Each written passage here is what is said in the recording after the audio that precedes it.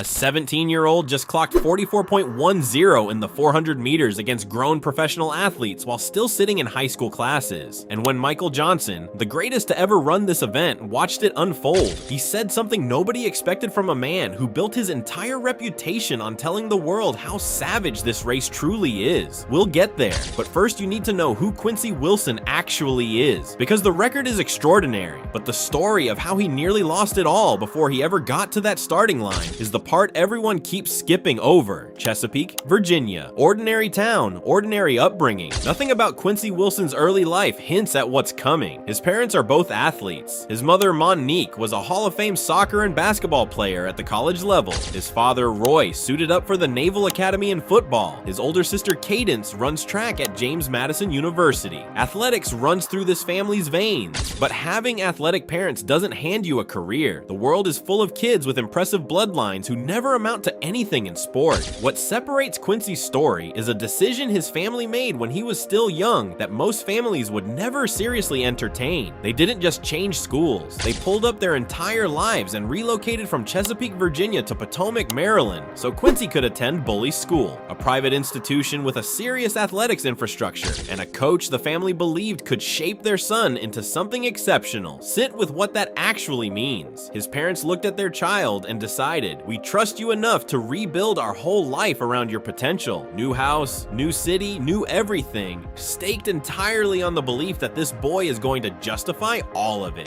That is an immense weight to drop on a teenager who hasn't proven a single thing at the senior level yet. And for a stretch, that weight starts to show. But before we get there, you need to grasp just how extraordinary this kid was from the very beginning. Because the numbers at 14 weren't just good for his age, they were historically ridiculous. Quincy Wilson breaks OBA Moore's national under-14 record in the 400 meters, a record that had held for 30 years. He's still in middle school. The athletics world takes notice, the way it always does when a really fast young kid does something remarkable, before immediately wondering whether it will hold up once the competition gets serious. Cause here's the uncomfortable truth about youth records. They get shattered constantly by kids who then vanish. You've seen it. Some 15-year-old posts a wild time and the internet goes into a frenzy. 5 years later, nobody can tell you their name because the body didn't develop the way people projected, or the pressure wore them down, or life simply intervened. It's not rare, it's the norm. So when a 14-year-old erases a 30-year-old national record, the serious people in the sport are interested but not sold. Prove it against real competition. Prove it when the stakes are genuine. Prove that this wasn't just a perfect day in a soft field with everything going your way. The skeptics aren't being unreasonable. They've been burned before, and then something happens that silences a lot of them,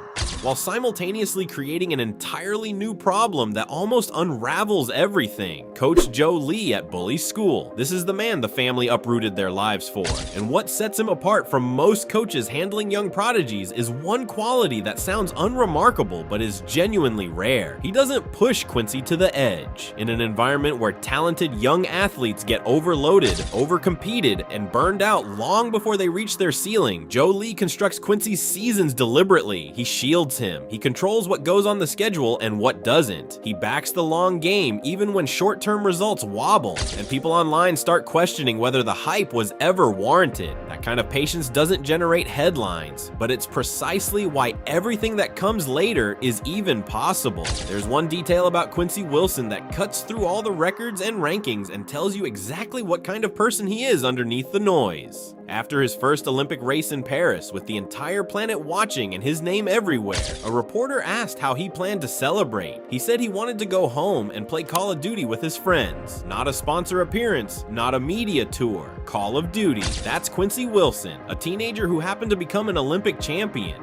Paris 2024. Quincy Wilson is 16 years old. He earns a spot in Team USA's 4x400 meter relay pool, the youngest male track and field Olympian in American history. 128 years of American men competing at the games, and no one had ever been younger. He runs the opening leg in the preliminary heat. He's visibly nervous. He posts 47.27 seconds. Not his sharpest, but enough. The team gets through. Then in the final, with Wilson not in the running order, the rest rest of the squad goes out and wins gold. Quincy Wilson is an Olympic gold medalist at 16. He hasn't graduated high school yet. He goes back to a classroom to do homework with a gold medal sitting somewhere in his bag. The whole world locks in on this kid overnight. Every meet he enters fills up. Every start list with his name draws attention. The expectations don't just rise, they launch into a completely different atmosphere. And that's exactly where things start to fracture, because there is a massive gap between being a prodigy everyone is watching and being a champion everyone is depending on. In 2025, Quincy Wilson learns firsthand how brutal that gap can be. 2025 arrives and it goes sideways almost immediately.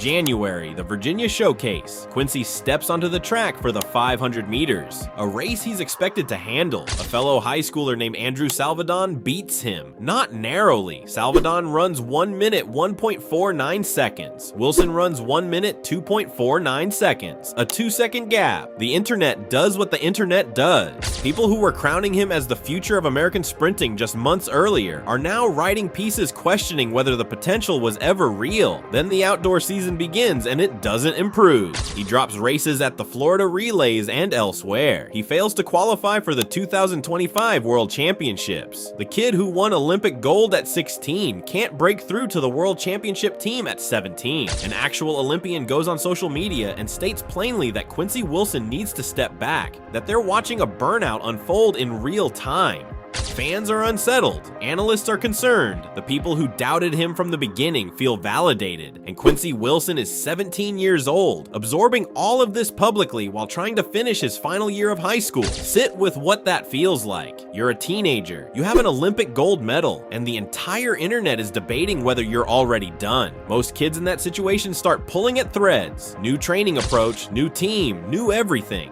A panic response to fix something they can't quite identify. Quincy Wilson went back to fundamentals, back to Joe Lee, back to the track, and what happened next in Memphis shut every single one of those voices down. Drop it in the comments right now. Did you write Quincy Wilson off during that rough stretch in 2025, or did you hold the faith? I want to know. July 13th, 2025, Ed Murphy Classic, Memphis, Tennessee. Quincy Wilson steps to the line in the 400 meters. Not a high school race, not a junior development meet, a legitimate professional competition with legitimate professional athletes. Bryce Deadmon is in the field, one of the sharpest 400-meter runners in the country, a grown man who has competed at this level for years. Wilson draws lane 5. He goes out hard through the first 200, stays composed through the bend. Then in the final straight, he opens the throttle completely. 44.10 seconds. The stadium erupts. Let me give that number the context it deserves. 44.10 is the fastest any under 18 athlete has ever run the 400 meters in the entire history of the event, anywhere. Ever. No 17-year-old on this planet has ever run faster. It is also the second fastest time ever recorded by any under 20 athlete in history, and it was the 4th fastest time run by any human being on Earth in 2025. Not just teenagers, not just young athletes, everyone. Professional athletes in peak condition who dedicate every hour of their existence to this one event. A 17-year-old high school student ran the 4th fastest 400 meters in the world that year. He beat Bryce Deadmon. He beat every professional in that field. He ran it from the front in command, as though the outcome was settled before the gun fired. People watching live described it as genuinely incomprehensible. One spectator wrote they had never seen a teenager seize a race from the opening strides like that. Another called it one of the greatest performances in the history of track and field. Not youth track and field, full stop. And Michael Johnson, the man who held the 400-meter world record for years, the man who devoted his life to articulating why this event defeats people, watched 44.10 happen and had to say out loud what he was looking at. A generational talent, the kind that surfaces once in a decade if the sport is fortunate. 44.10, say it one more time. 44.10 at 17 years old, the kid who was getting outrun by high school competitors in January, the kid the internet was ready to bury, the kid people were publicly diagnosing with burnout. That kid just ran the fastest under 18 400 meters in recorded history. Now let me tell you how Quincy Wilson reacted to all of it, because his response reveals more about who he is than any time on a clock ever could. After the record fell, after the crowd went sideways, after his coach apparently broke out champagne on the infield, champagne that the rules prevented a 17-year-old from touching, Quincy Wilson posted 3 words on his Instagram story. On to the next one. No declaration, no calling anyone out, no extended caption about the grind and the doubters and the redemption arc. 3 words, and back to work. That's the whole person right there. That's the kid whose family moved states before he'd proven anything. That's the teenager who came home from the Olympics and fired up Call of Duty. That's the athlete who got beaten in public for 6 months and never changed the plan. On to the next one. And the next one should genuinely frighten everyone else in this event. Quincy Wilson is 18 years old. He has not come close to his physical ceiling. His best years are not behind him. They're not even in the rearview mirror. Elite 400-meter runners typically reach their peak somewhere in their mid to late 20s. Wilson has a full decade of development still ahead of him.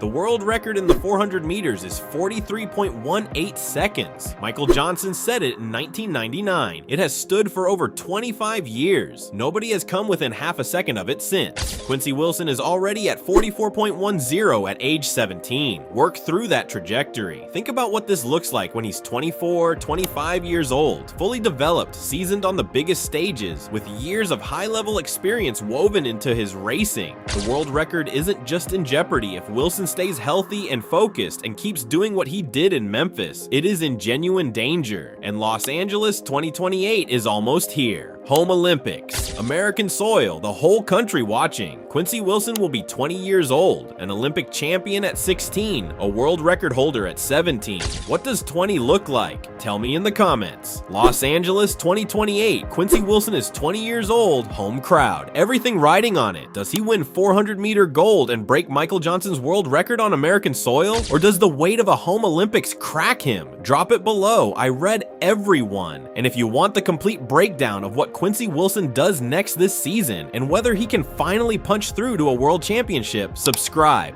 because that video is coming very soon.